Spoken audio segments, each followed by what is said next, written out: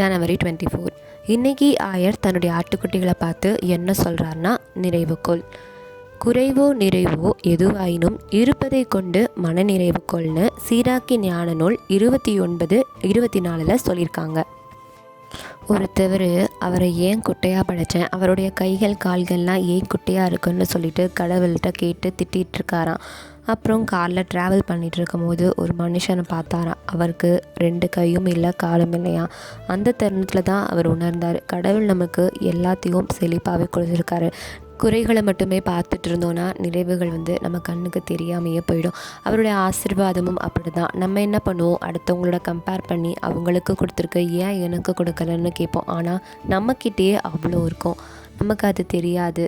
குறைவுகளை எல்லாத்தையும் விட்டுட்டு நிறைவுகளை மட்டும் நினச்சி நன்றி சொல்லுங்கள். அவர் நம்ம எப்பயுமே நம்மளை நிறைவுள்ளவர்களாக தான் மாற்றுவார். இப்படிக்கு கடவுளின் ஆட்டுக்குட்டி.